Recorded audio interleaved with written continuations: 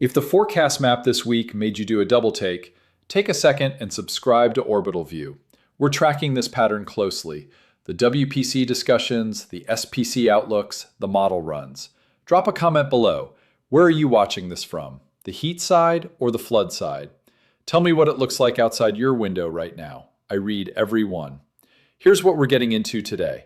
One atmospheric pattern, one Greek letter drawn by the jet stream in the sky above North America that is simultaneously baking the northern plains under temperatures 15 to 25 degrees above average and running a stationary rainfall engine over the southern plains and Ohio Valley, dumping round after round of violent storms on the exact same saturated counties. The two disasters are not accidents of geography. They are locked together by the same structure that created each of them. And the reason this keeps getting worse, the reason the pattern won't move, is the most important part of the story. Let's get into it. On Friday afternoon, May 22nd, 2026, the National Weather Service Weather Prediction Center in College Park, Maryland, issued its short-range forecast discussion at 12:59 p.m. Eastern. Read it with me, because this single document is the most important piece of evidence in this entire video, not because of anything alarming it says, but because of what it does simultaneously. In one discussion covering the next 48 hours across the contiguous United States, the forecasters at WPC flagged 3 separate disasters at the same time. Scattered flash flooding potential from the Ohio Valley to the western Gulf Coast states, severe thunderstorms continuing across the southern high plains, and an upper ridge developing in the east-central United States, reaching into the upper Midwest and Great Lakes, bringing above-average temperatures into the region. 3 disaster modes. 1 pattern, 1 document. I want you to hold that image in your head for a moment. The people who wrote that discussion were not trying to make a point about atmospheric science. They were issuing an operational forecast. They were telling emergency managers what to prepare for. And what they were telling them, simultaneously in the same breath, was the flood communities on the south and east need to be ready for flash flooding. The severe weather communities on the high plains need to be ready for significant storms. And the heat communities in the Midwest need to be ready for an extended period of well above normal temperatures. All of it right now. All of it from one pattern. That pattern has a name. Meteorologists call it an omega block, named for the Greek letter it draws when you trace the jet stream from west to east while it's in place. The letter omega. A high arch in the middle, that's the heat dome. 2 curling legs on either side, those are the trapped low-pressure systems that can't go anywhere. The shape is almost elegant for something so destructive, and it is, at this moment, drawn over North America in the upper atmosphere, roughly 5 to 7 miles above your head. Let me tell you what the map looked like as this episode was being researched. The center of the Omega block, the top of the arch, was anchored over the northern plains and upper Midwest. Under that center, heat. Temperatures running 15 to 25 degrees above average, across a zone stretching from parts of North Dakota all the way down through the Central Plains and into Texas. Meteorologist Caitlin Kaiser at weather.com reported that on Tuesday of this coming week, the high temperature in Minneapolis is projected to be more than 10 degrees warmer than the high in Albuquerque or Atlanta. Minneapolis, warmer than the desert Southwest and the Deep South simultaneously. That is the Omega Block's signature temperature inversion. The normal thermal geography of the continent turned upside down. Now go to the other side of the map, the eastern leg of the Omega.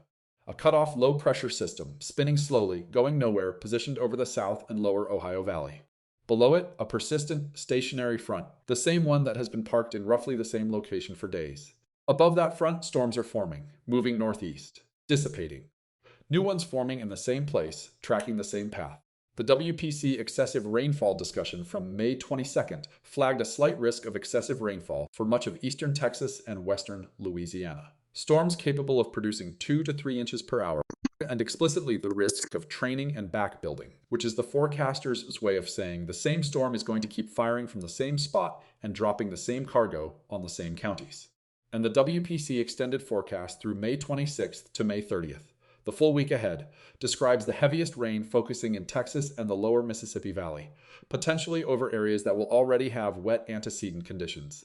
That phrase, already wet antecedent conditions, I want to come back to it later because it is doing a tremendous amount of quiet work in a sentence that could otherwise sound routine. The Storm Prediction Center issued its Day 4 through 8 convective outlook on May 23rd. It describes a trough deepening and shifting eastward in the Pacific Northwest, which is one of the things that could eventually dislodge this pattern, while simultaneously flagging severe storms possible each day across portions of the northern and central high plains as the block evolves. The Climate Prediction Center's probabilistic hazards outlook explicitly flagged flooding possible for much of eastern Texas and portions of Oklahoma, Arkansas, Louisiana, and Mississippi. And in the same document, their extended guidance for the period starting May 30th into the first week of June shows a high latitude omega block becoming established, meaning the pattern, even as the current iteration evolves, may simply reset into another version of itself. One pattern, covering one country, delivering heat to one side and flood to the other. And the forecasters who track it every single day are looking at the extended guidance with the same expression I imagine you'd have if someone told you the road construction was expected to continue indefinitely. So, what is this thing? What is the mechanism that makes it do what it does? And why is the fact that both disasters are locked together by the same structure the most important piece of this story? That's where we go next. Most weather explanations start with the mechanism. I want to start with something more basic, the thing the mechanism is doing to the world you live in, and then explain how it works. Picture the jet stream as a river, not a trickle. A massive, fast-moving current of air, the fastest winds in the lower atmosphere, flowing from west to east at an altitude of roughly 5 to 7 miles above the Earth's surface. This is the river that carries weather across the northern hemisphere. Low-pressure systems, the storm systems that bring your rain, your snow, your severe weather, are like leaves floating in that river. They go where the river takes them. When the river runs fast and relatively straight, weather moves. A storm arrives, delivers its rain, and exits. The next system follows. Weather has a beginning, a middle, and an end. But rivers don't always run straight. They meander.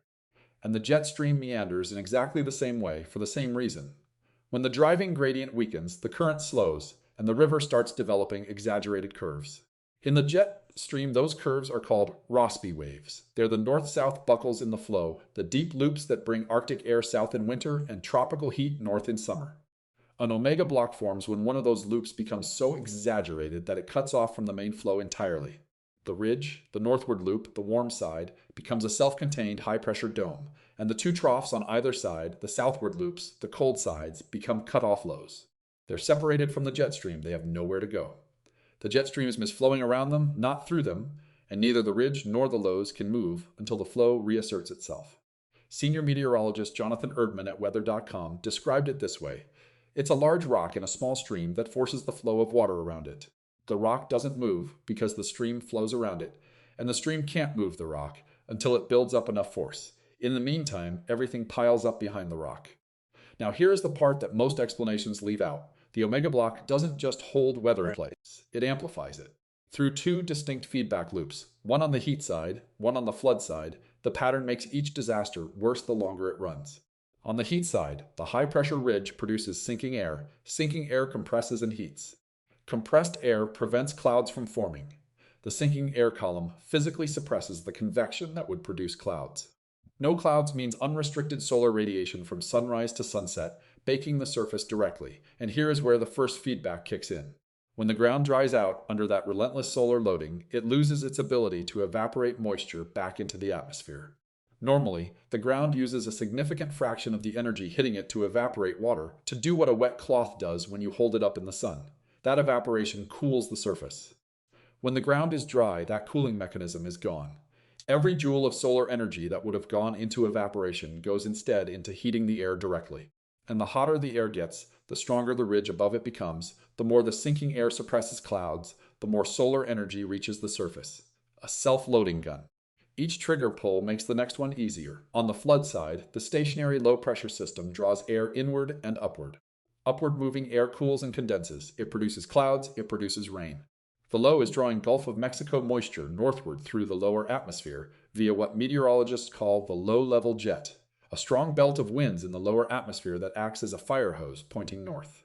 Storms initiate where that moisture-laden air meets the stationary front.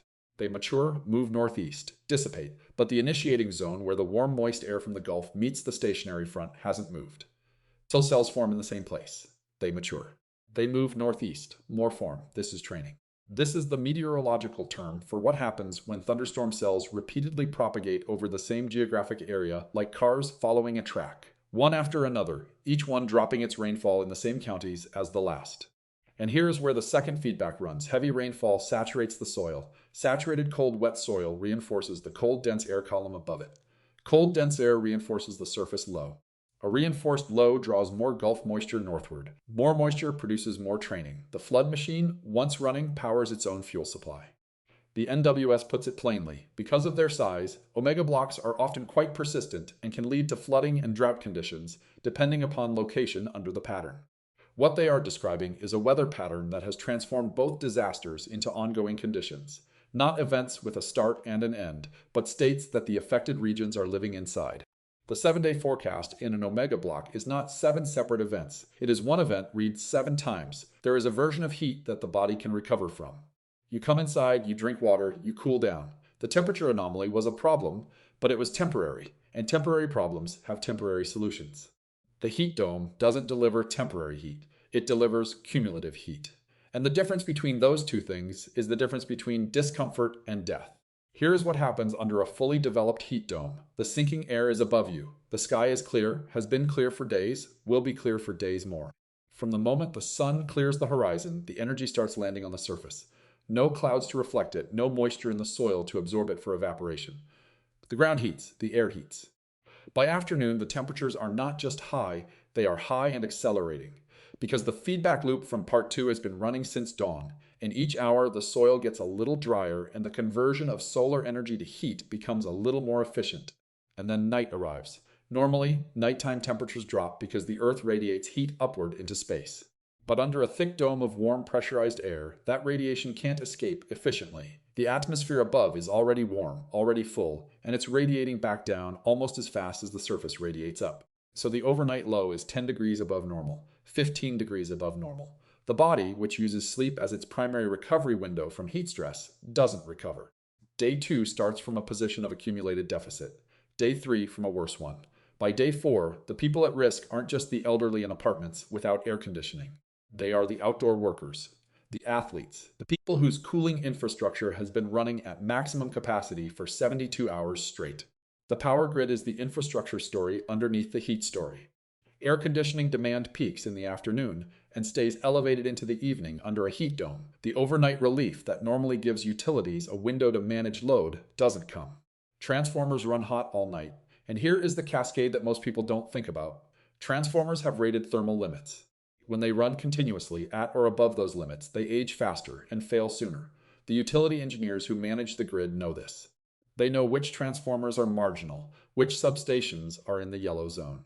What they cannot plan for is day 4, day 5, day 6 of a locked pattern, because grid infrastructure was sized for the historical distribution of extreme heat events, not for the distribution that is now being delivered. This is how transformers blow and blackouts start, as one analysis put it, and a blackout during a heat dome is not an inconvenience.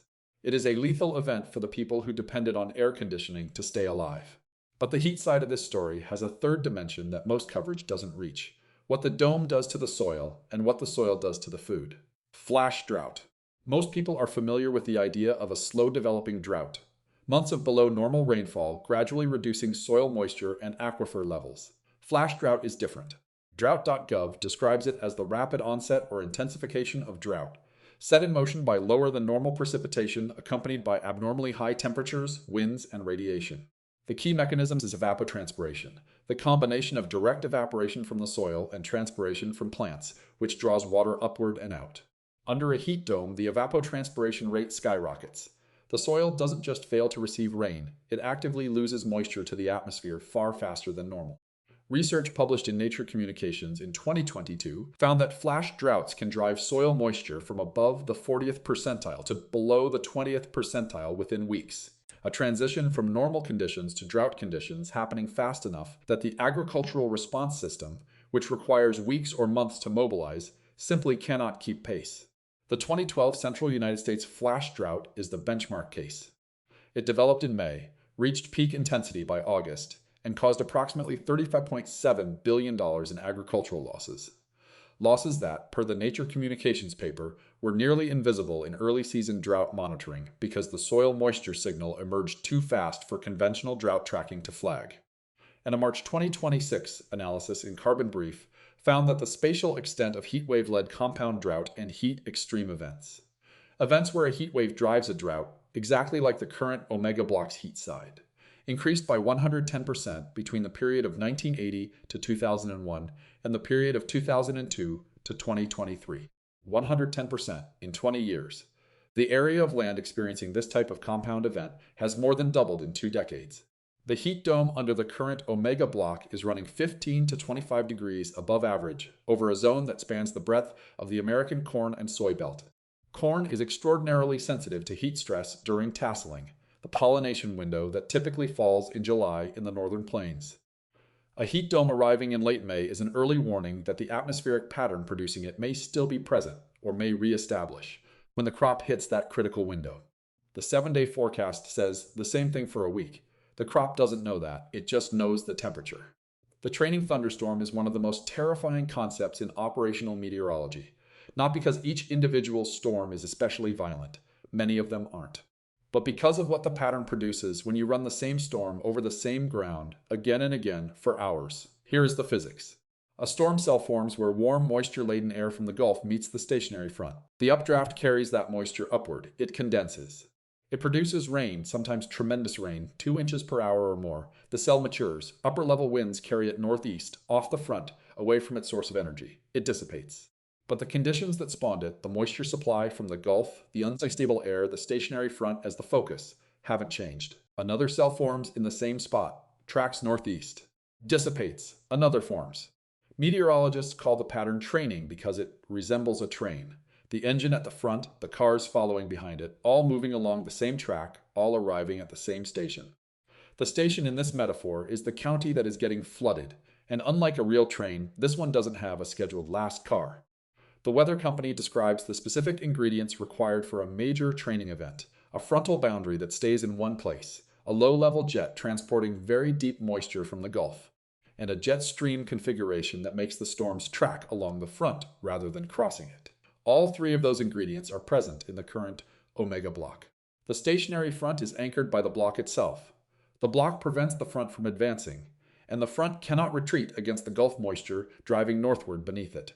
The low-level jet is running. The jet stream configuration, the eastern leg of the Omega, places the upper-level flow parallel to the front, exactly the orientation that produces storm training. The WPC excessive rainfall discussion from May 22nd was precise about the risk. Storms capable of producing 2 to 3 inches per hour rates for eastern Texas and western Louisiana. And then the language I flagged in part 1, already wet antecedent conditions. That phrase is doing specific meteorological work. It is telling forecasters that the ground under the next round of training storms is not virgin soil. It has already received rain. Its absorption capacity is already reduced. When the next round of training begins, and the extended forecast says it will, the rain falling at 2 to 3 inches per hour is landing on ground that may be able to absorb only a fraction of that rate. The rest runs off, into streets, into river channels, into basements, into vehicles on roads that look passable until they're not.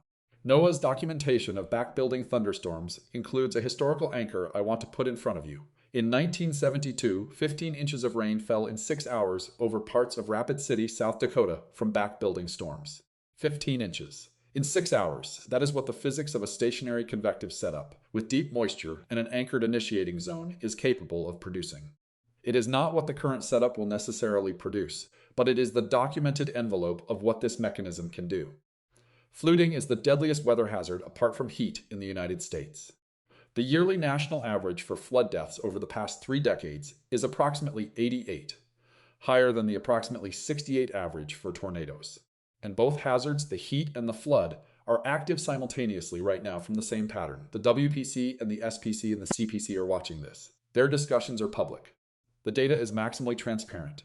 But the coverage of this event, the way it appears in headlines, in social media summaries, in television weather segments, almost never captures the compound nature. The heat story runs on one channel and the flood story runs on another, and almost nobody is explaining what connects them.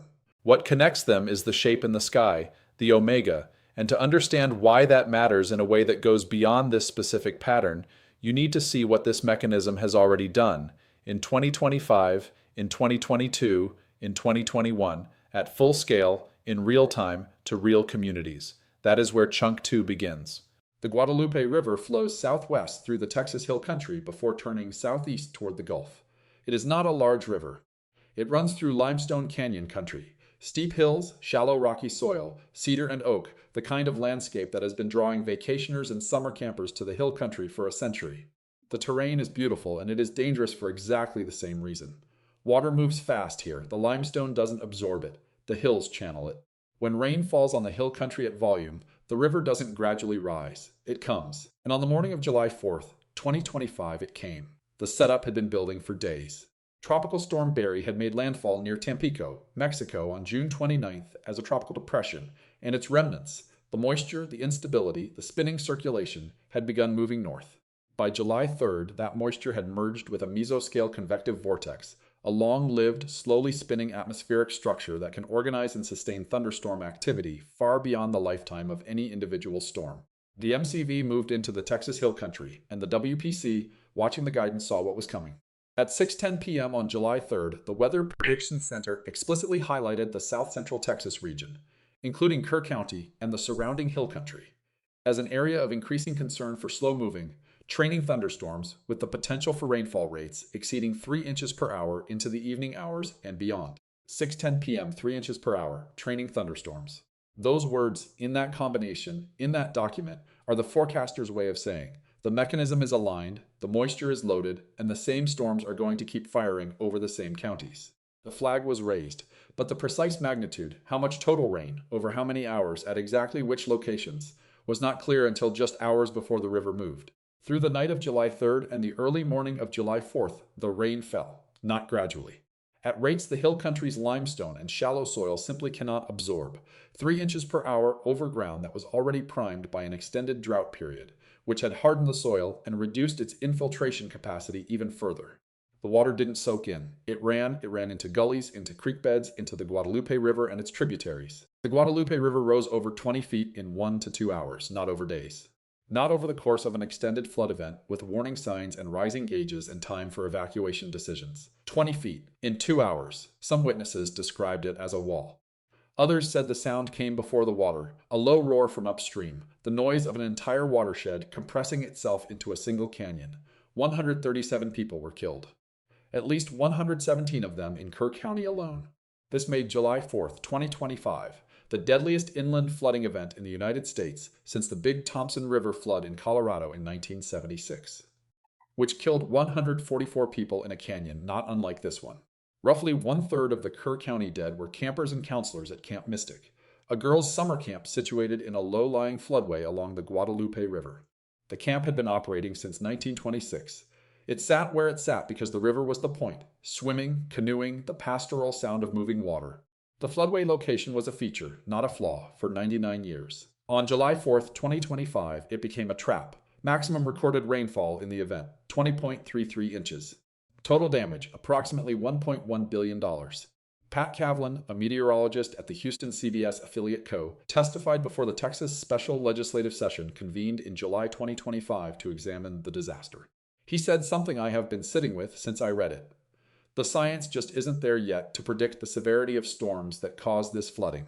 The warning window, the gap between when forecasters knew something serious was coming and when the Guadalupe River rose, was measured in hours. The displacement window, the gap between when the warning was issued and when the water arrived, was measured in minutes. There is a structural mismatch in that sentence that the investigation of this week's Omega Block has to reckon with directly. The WPC sees the training storm setup. It flags it, it rates it. And then the question becomes, what can the communities in the flagged zone do with that flag, and how much time do they have to do it? The answer, in Texas in 2025, was not enough. The region is called Flash Flood Alley, not by meteorologists as a technical designation, by the people who live there, who understand in their bones what the terrain does to rain. Steep slopes. Limestone bedrock. The water doesn't argue with the land, it just goes around it, through it, between it, gathering speed the whole way down. Extended drought had made the soil even less cooperative, hardened, compacted, impermeable, every drop running off rather than soaking in. The rain didn't have a chance to slow down before it reached the river. And the AccuWeather 2026 summer forecast, published 3 weeks before this episode, listed the flooding zone to watch most closely as running from Texas to the Ohio Valley, including the area of the Texas Hill Country devastated in 2025. The pattern that produced July 4th, 2025 has not been archived. It is right now being reassembled. 3 years before Texas, a city that has been flooding since before the Civil War, set a rainfall record that obliterated everything in its history. St. Louis, Missouri.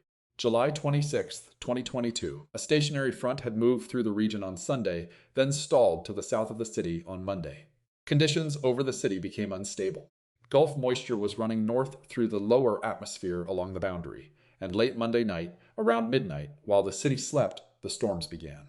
What happened next was not a squall line. It was not a frontal passage, the kind of event that sweeps through in an hour and moves on. What happened next was a training event, a textbook example, documented in real time by satellite, by radar, by the Sims University of Wisconsin satellite blog, by the NWS St. Louis, and by every weather observer who was awake that night watching the radar loop.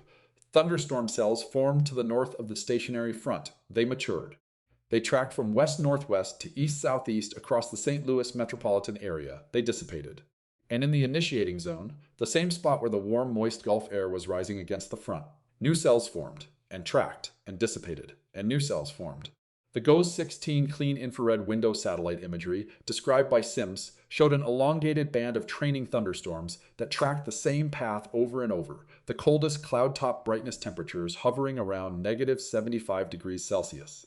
Indicative of extremely deep convective towers, the kind that wring every available water molecule out of the atmosphere on the way up.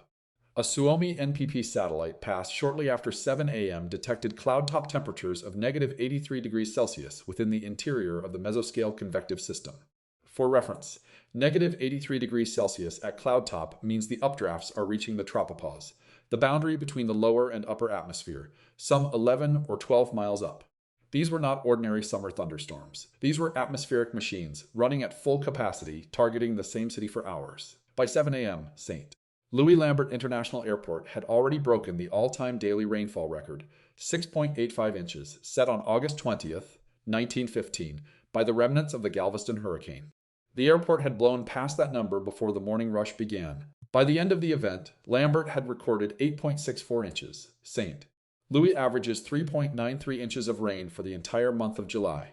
The city received more than double that in approximately 6 hours. Put another way, the single-day total exceeded the combined average for July and August combined, 7.31 inches. St. Peters, Missouri, in St. Charles County to the northwest, 12.8 inches total. Some parts of St. Charles County recorded over 12 inches. The Weather Channel noted, and I think this is the number that makes the scale land properly, this rain event would have landed in the top 10 wettest days for Houston, Texas. Houston, one of the most flood-prone cities in the United States. St. Louis, on a random Tuesday in late July, was delivering Houston-scale rainfall.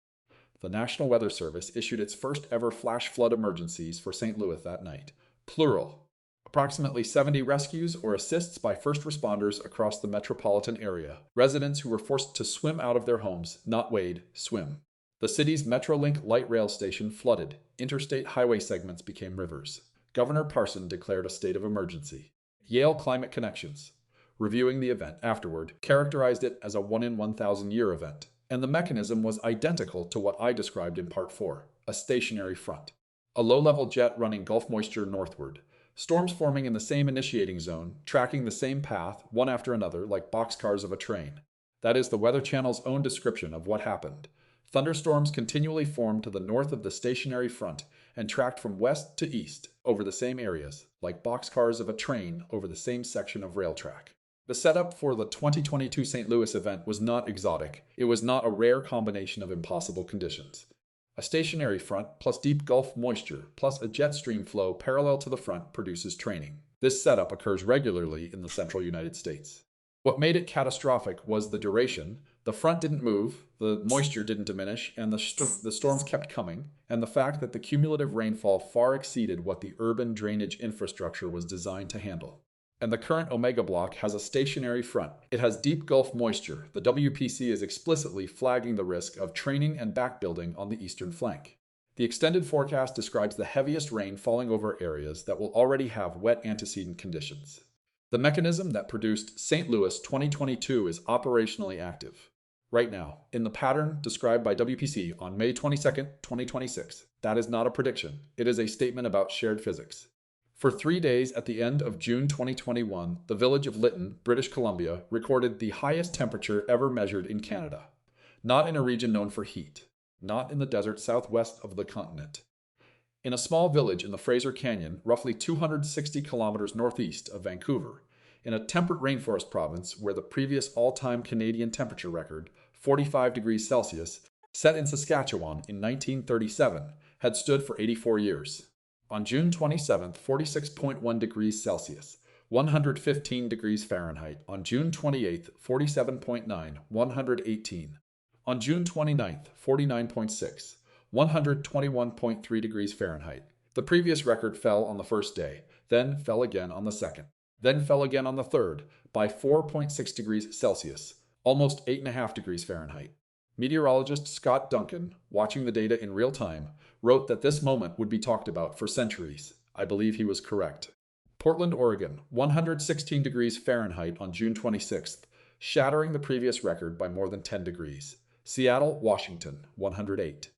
In a city where the normal June high temperature is in the low to mid 70s, where air conditioning is not standard equipment in the housing stock because until 2021 nobody had designed for this.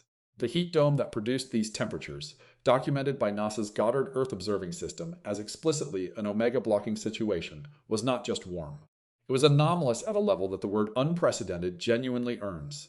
The temperature anomaly, the deviation from the climatological daily maximum, reached 16 to 20 degrees Celsius across the affected zone. These readings exceeded the average annual maximum temperatures from any other year, in any month, by about 5 degrees Celsius. This is not a heat wave. This is a different category of event. The deaths were catastrophic. Approximately 250 excess deaths in Washington and Oregon in those days. At least 914 confirmed deaths in Canada. An estimated total across the region of approximately 1,400 people killed. The vast majority died in non-air-conditioned settings, found alone in their homes, in their beds, having simply stopped being able to survive the heat that had nowhere to go. The event became the most deadly natural disaster experienced in Canada since Confederation in 1867. And on June 30th, the day after Lytton's set its third consecutive all-time record, a wildfire destroyed the village of Lytton. The town that held Canada's temperature record burned to the ground the next day. For the people trying to understand the scale of what happened, that detail has a weight that temperature numbers alone don't capture. The record temperature, and then the wildfire, and then the village was gone. The World Weather Attribution Rapid Attribution Analysis concluded that the event was at least 150 times more likely due to human-caused climate change. A UCLA study, led by Assistant Professor of Statistics and Environment Karen McKinnon, characterized it as likely a 1 in 10,000 year event, even accounting for how much the climate has already warmed. Something that shouldn't have happened yet. Now, here is the heat side of the current omega block. Temperatures 15 to 25 degrees above average from North Dakota through the Central Plains. Not 121 degrees Fahrenheit. Not an event of that magnitude. But the mechanism, the high-pressure ridge, the sinking air, the suppressed cloudiness, the unrestricted solar loading, the dried soil eliminating evaporative cooling, is structurally identical. The population under the current dome is more heat-adapted than the Pacific Northwest was in 2021. The infrastructure is somewhat more prepared. But the physics doesn't care about adaptation, it runs the feedback regardless. The 2021 Pacific Northwest heat dome was described as a 1 in 10,000 year event, even given current warming. And then it happened.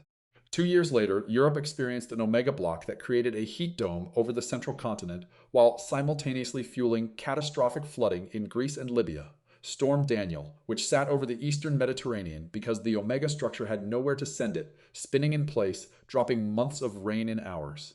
The pattern keeps finding expression, in different geographies, at different intensities, but with the same underlying mechanism each time. And here, right here. Because the question most coverage asks is, how bad will the heat be? How bad will the flooding be? When will it end? Those are the right operational questions, but they're not the most important scientific question. The most important question is, why is this happening more often?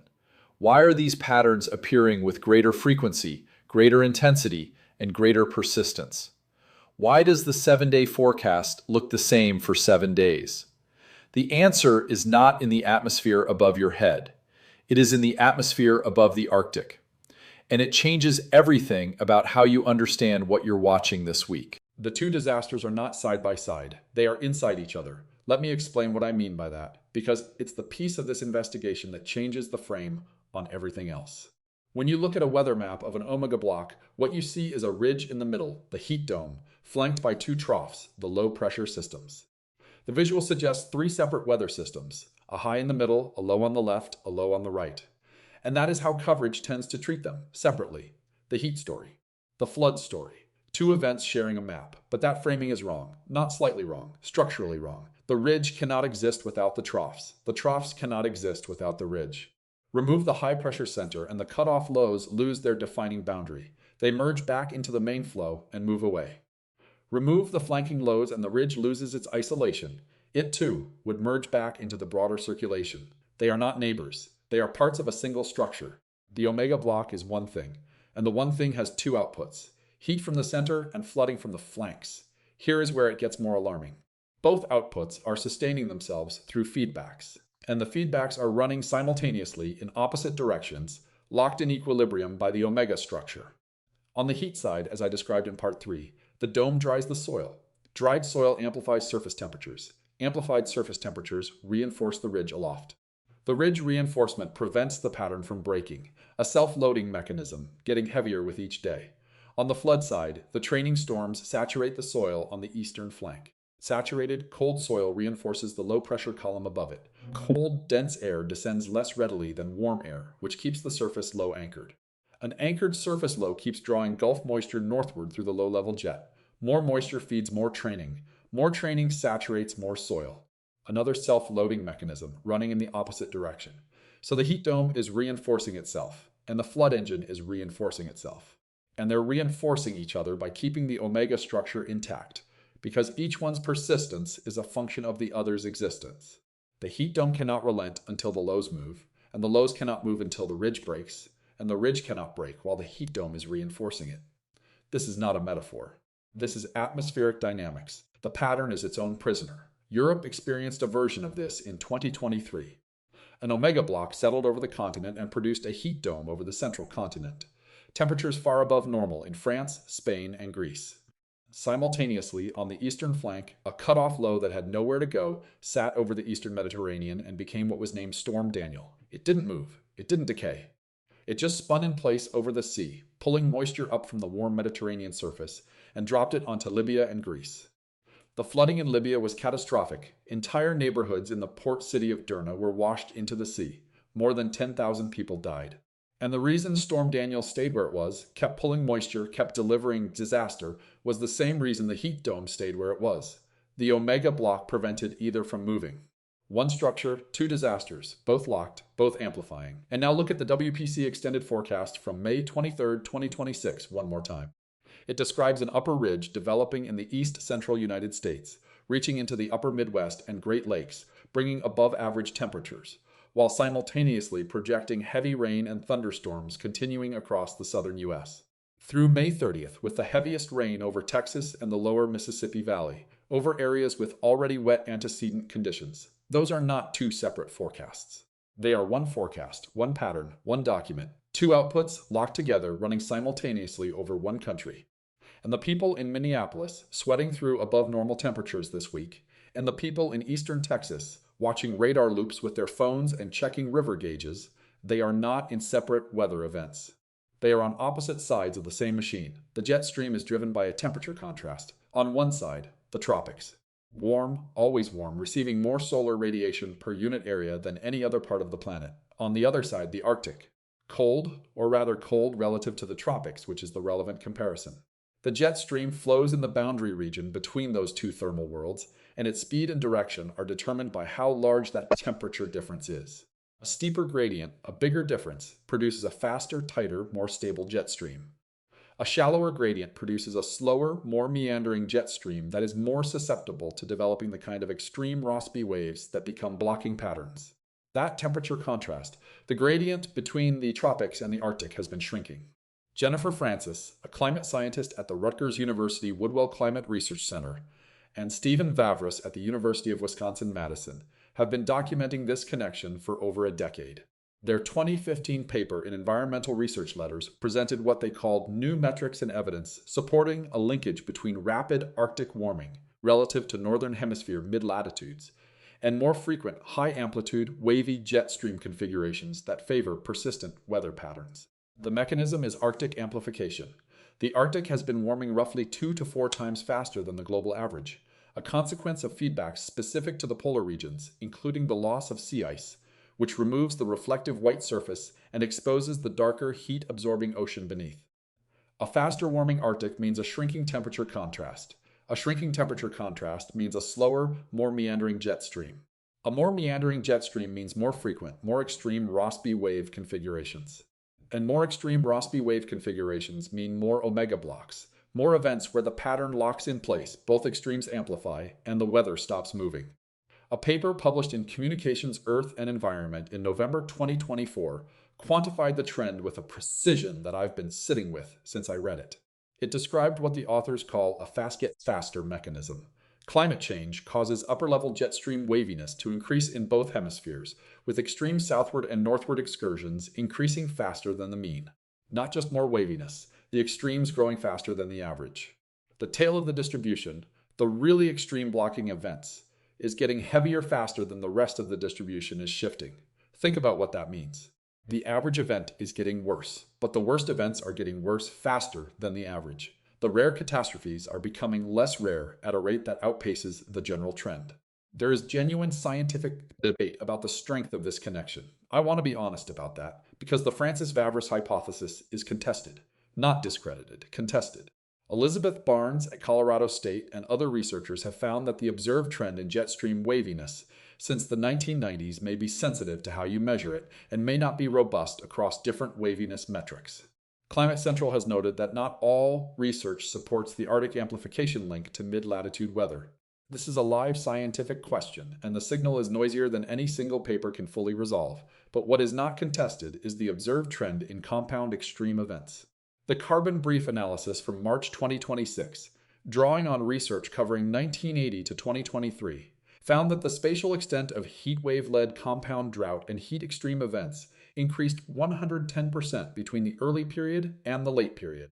The events themselves are becoming more frequent and widespread. Whether the jet stream waviness link is fully confirmed or partially contested, the compound extreme weather is being delivered. The mechanism doesn't need to be settled to have consequences. And there is one more layer to this story that I need to put in front of you. The AccuWeather 2026 summer forecast noted that El Niño is developing and could evolve into what they called a rare super El Niño later in 2026. El Niño conditions, a warming of the central and eastern tropical Pacific, interact with the jet stream to push it southward, which in some configurations can support more persistent blocking patterns in the mid-latitudes. The current omega block is already established.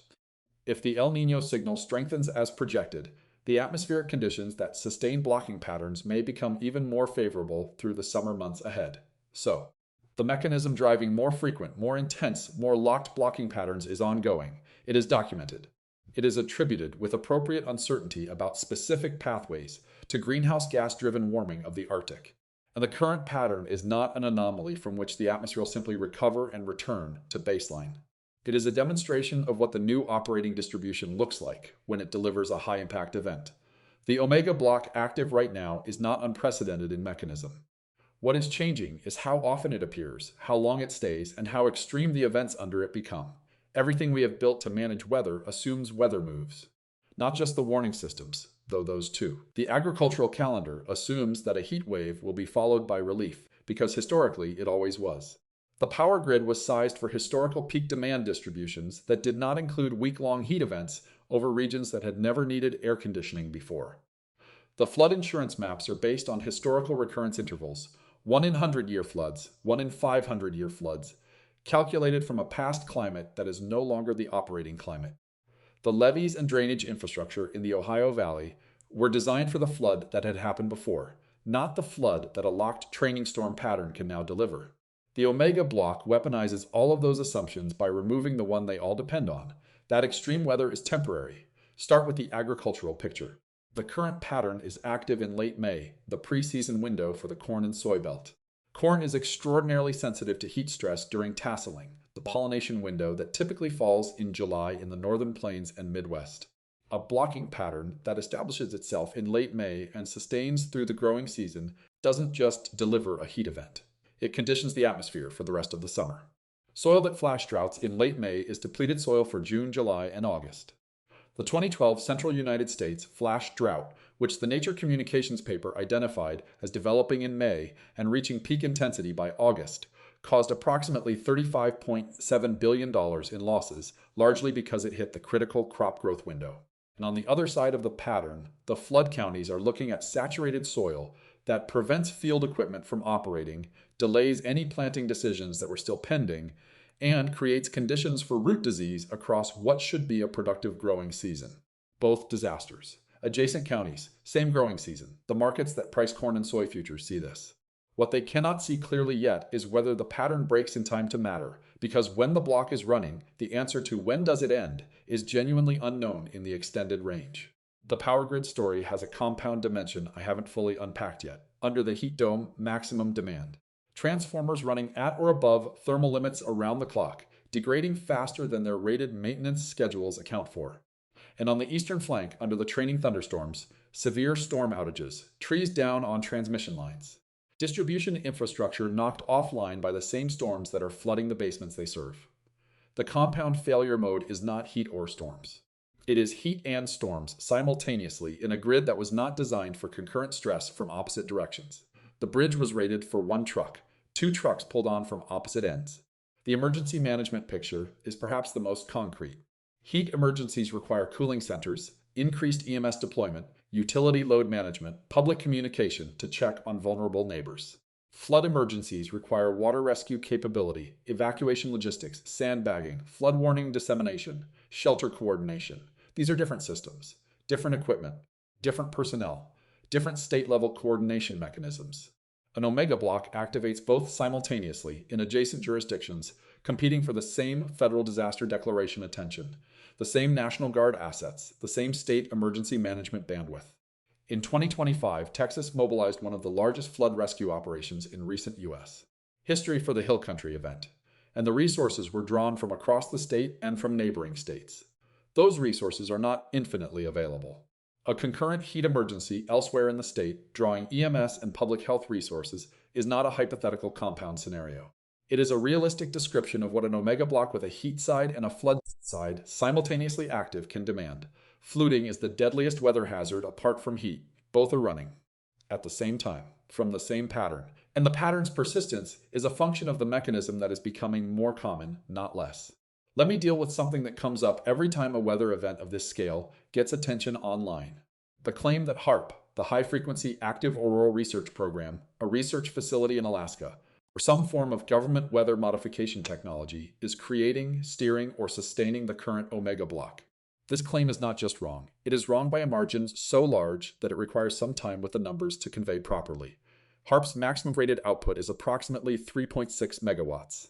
That is a significant research instrument. It is not significant by atmospheric standards. A single large thunderstorm, the kind of isolated supercell that forms on a summer afternoon in Oklahoma, releases energy equivalent to roughly 10 atomic bombs over its lifetime. A mature hurricane releases energy over the course of a day equivalent to roughly half the annual electrical consumption of the entire United States. An Omega block is not a thunderstorm. It is not a hurricane. It is a hemispheric scale atmospheric configuration involving energy flows that are orders of magnitude larger than either. The jet stream that the Omega block represents carries kinetic energy measured in petawatts, 1 quadrillion watts. HAARP's output is 3.6 megawatts. That is the difference between a flashlight and the sun. You cannot steer a hurricane with a flashlight. You cannot create or maintain an Omega block with 3.6 megawatts. The physics is not debatable, but I want to give the honest version of what is true in this space. Because there is a legitimate atmospheric intervention technology that exists, that is used, and that is often conflated with the conspiracy framing in ways that are worth separating out. Cloud seeding is real. It has been used commercially in China by the UAE's National Center of Meteorology and in parts of the western United States for decades. The mechanism is genuine. Silver iodide or other nucleating agents are dispersed into existing cloud systems to encourage the formation of ice crystals, which can enhance precipitation. The effect is modest. Estimates typically range around 10 to 15% precipitation enhancement under optimal conditions. Cloud seeding cannot create clouds where none exist. It cannot create storms. It cannot create or sustain fronts, jet stream patterns, or blocking configurations. It is a watering can. The Omega block is an ocean. The watering can does not explain the ocean. The actual human fingerprint on this event, the one that is documented, published in peer-reviewed literature, and does not require a secret program, is the greenhouse gas emissions that have warmed the Arctic at roughly 2 to 4 times the global average rate. That warming has reduced the temperature contrast that drives the jet stream. A reduced temperature contrast produces a slower, more meandering jet stream. A more meandering jet stream produces more frequent, more extreme blocking events. This is the connection between human activity and the pattern active over North America right now.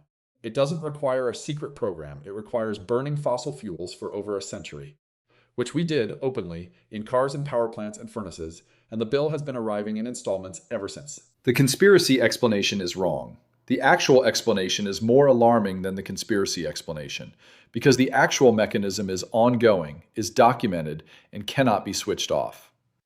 When the block eventually breaks, the conditions that produced it will still be present. The next one will be easier to form. That is the part that matters, not HARP, the jet stream, and what we've done to the gradient that keeps it moving. There are 3 honest positions on where the current omega block goes from here.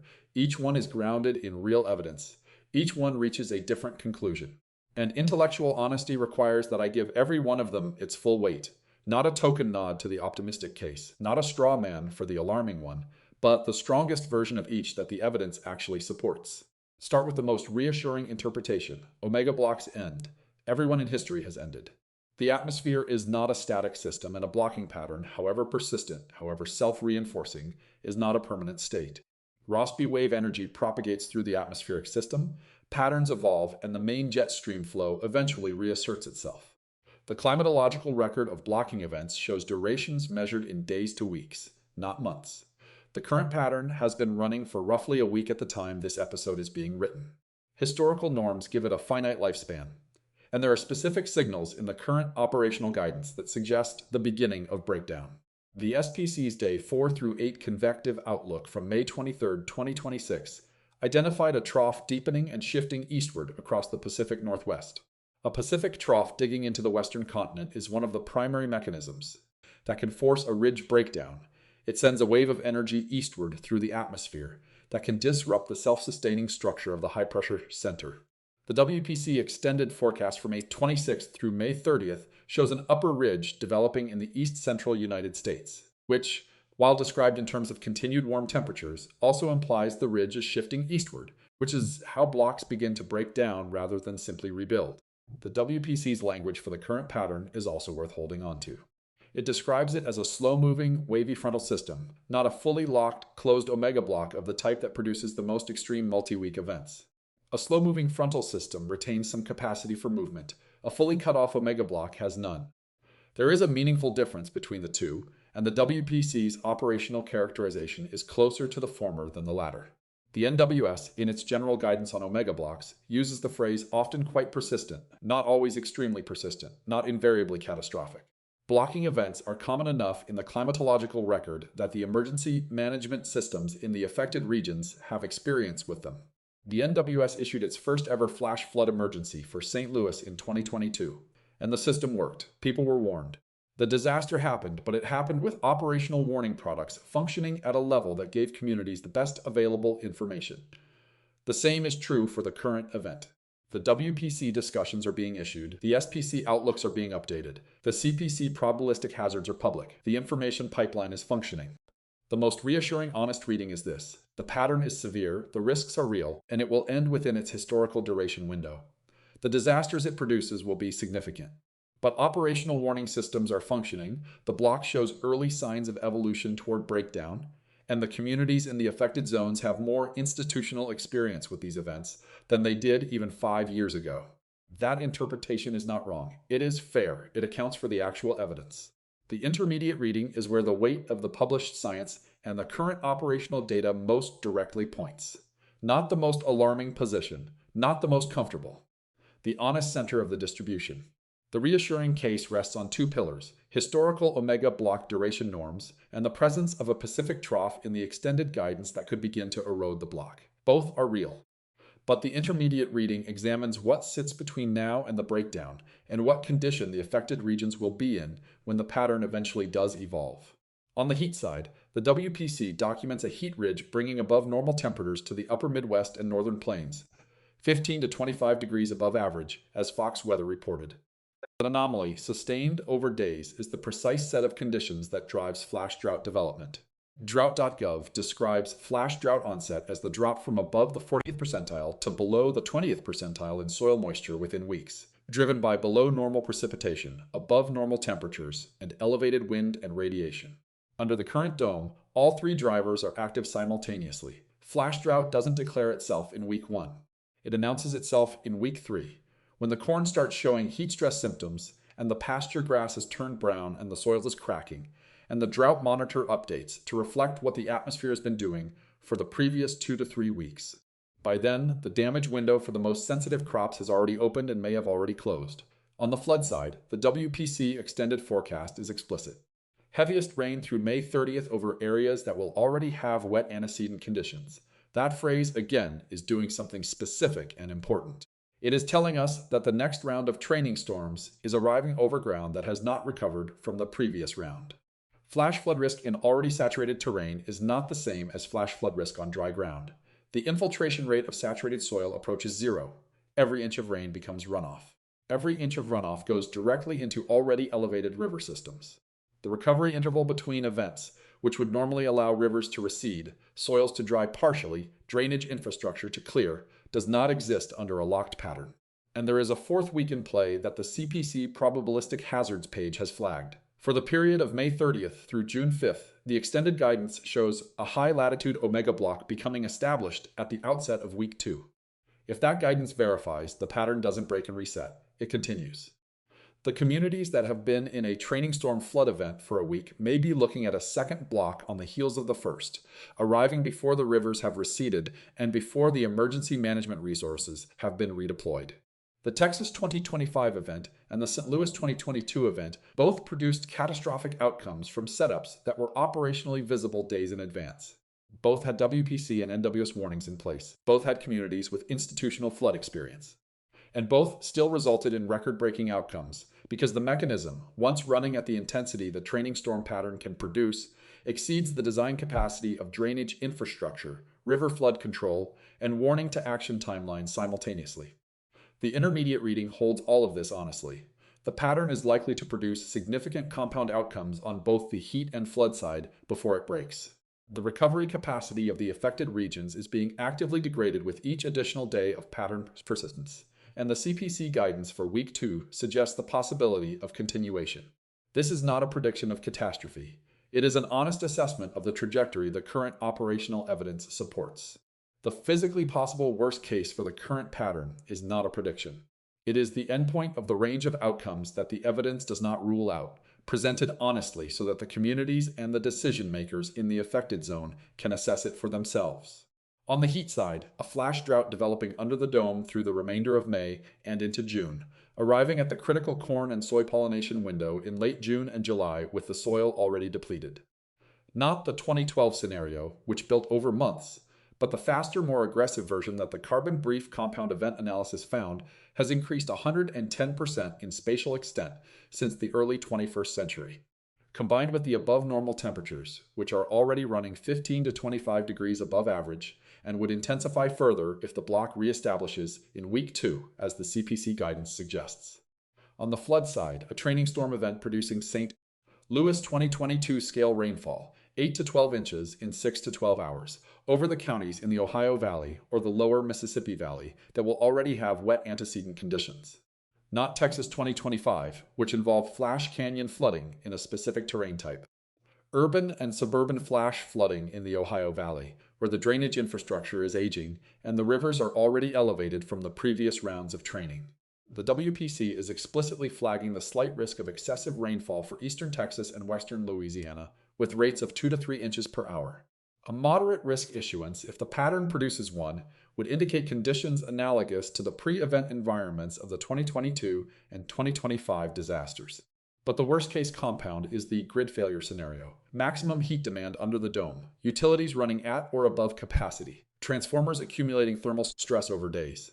And on the eastern flank, the severe thunderstorm outages that accompany the training events take down transmission infrastructure. The compound. Load is spiking where the heat is, and generation or transmission capacity is going offline where the storms are. This is not a theoretical scenario. It is the operational compound failure mode for omega block events with both a heat dome and a flanking severe weather pattern active simultaneously. And a significant transmission outage during a multi-day heat dome is not an inconvenience in the affected zone. For the people in that zone who depend on electric cooling to survive, it is a lethal event. And then there is the pattern recurrence dimension. The AccuWeather 2026 summer forecast, published before the current pattern established, projected severe weather most active in June and July from the plains to the Midwest and Ohio Valley. The flooding zone to watch most closely was explicitly listed as running from Texas to the Ohio Valley. The CPC Week 2 guidance shows the block potentially re-establishing. If the mechanism driving more frequent blocking events is the Arctic amplification signal, which the Communications, Earth, and Environment November 2024 paper found is making the extreme excursions grow faster than the mean, then the question for the affected communities is not just whether this specific block produces the worst-case outcome.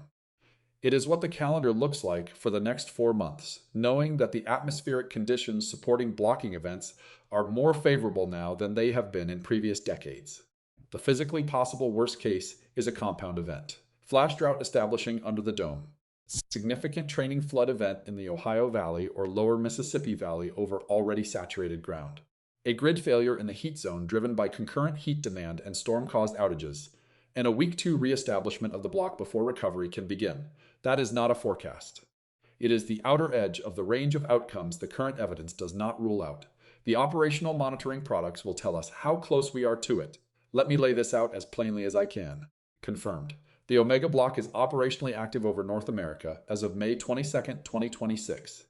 The WPC short-range forecast discussion issued May 22nd simultaneously documented flash flooding potential from the Ohio Valley to the Gulf Coast, severe thunderstorms across the southern high plains, and above normal temperatures developing in the upper Midwest, all from one pattern. Temperatures 15 to 25 degrees above average under the ridge. Training thunderstorm risk on the eastern and southern flanks, with 2 to 3 inch per hour rainfall rates possible and backbuilding explicitly flagged by WPC. The CPC probabilistic hazards outlook flags flood possible for eastern Texas, Oklahoma, Arkansas, Louisiana, and Mississippi. The WPC extended forecast through May 30th projects continued heavy rain over already wet areas. CPC Week 2 guidance shows possible reestablishment of a high-latitude omega block, uncertain. Whether the Pacific trough identified in the SPC Day 4 through 8 discussion will deepen sufficiently and translate eastward fast enough to disrupt the block before the eastern flank produces a major training flood event. Whether the heat side of the pattern runs long enough and intensely enough to trigger flash drought in the early growing season over the affected corn and soy regions. Whether the CPC Week 2 block reestablishment verifies, which, if it does, removes the recovery window between the current event and the next one. Unknown. The specific location where the next significant training event initiates, the WPC can flag the risk region as it did at 6:10 p.m. on July 3, 2025, but the precise county that receives the worst rainfall is knowable only hours before the event. The exact duration of the current block. Extended range forecasts at this pattern amplitude carry ensemble spread wide enough that the breakdown timing is genuinely uncertain. Whether the compound grid failure scenario materializes, which depends on storm tracks in the flanking lows that are not yet well resolved in the guidance. What to watch? The WPC short range and excessive rainfall discussions, issued twice daily. When the language shifts from slight risk to moderate risk for excessive rainfall, the event has crossed into the tier where St. Louis 2022 and Texas 2025 outcomes become probable rather than possible. The SPC Day 1 convective outlook. Hatch significant severe weather risk would indicate conditions capable of producing destructive wind, large hail, and tornadoes in addition to flooding, compounding the event's severity. River gauge readings along the Ohio and lower Mississippi tributaries. A rapid rise toward flood stage, given already wet antecedent conditions, is the signal that training is occurring upstream. And for the heat side, NOAA's drought monitor updates, issued each Thursday. An expansion of the drought footprint into the Midwest Corn Belt under the dome would be the agricultural flash drought signal materializing in the observational record. You can pull all of these up yourself. WPC at weather.gov, SPC at spc.noaa.gov, the drought monitor at drought.gov. These are the operational products. This is where the data lives. The omega is the last letter of the Greek alphabet. Omega, the end. The meteorologists who named this pattern were not being dramatic. They named it for the shape it draws in the jet stream when you look at the upper atmosphere map. A curve, a high arch, 2 legs curling beneath it, But right now, that shape is doing something. It is simultaneously baking a region of this country and drowning another. It is holding both disasters in place by keeping each one's conditions from changing. It is a single atmospheric configuration delivering opposite outcomes to communities that are, in some cases, a few hundred miles apart, close enough to share state borders and emergency management resources, far enough apart that the heat and the flood don't feel like the same story. They are the same story. The mechanism that produces the omega block, a slowing Warrior jet stream driven by a shrinking temperature contrast between the Arctic and the tropics, is an ongoing feature of the atmosphere we are now living in. It was present before this specific event. It will be present after this specific event ends. The climate science community is still working out the precise quantitative relationship between Arctic warming and blocking frequency, and intellectual honesty requires acknowledging that debate.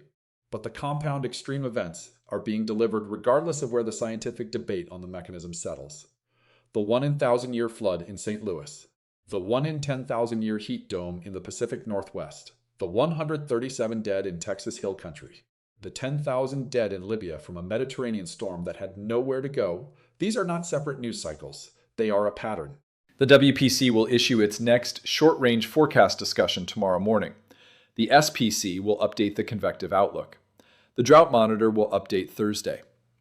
When the block breaks, and it will break, the pattern that produced it will not have broken. The conditions that made it easier to form are still present. The next one will come. When it does, we'll be here. The discussions are public. The mechanism is documented. The data is readable by anyone who looks. The shape in the sky is the same letter it has always been. What's changed is how often it appears.